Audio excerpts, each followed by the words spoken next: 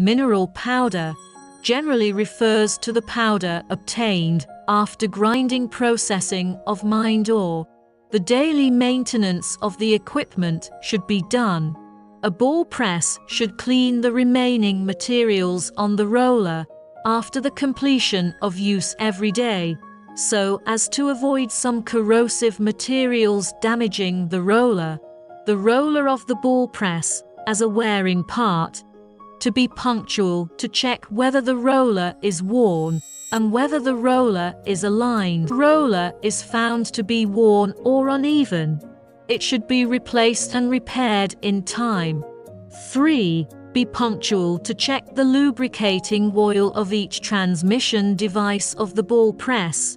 If the lubricating oil is not found, it should be made up in time.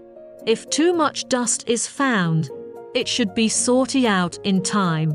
4. Check the line of the ball press to ensure production.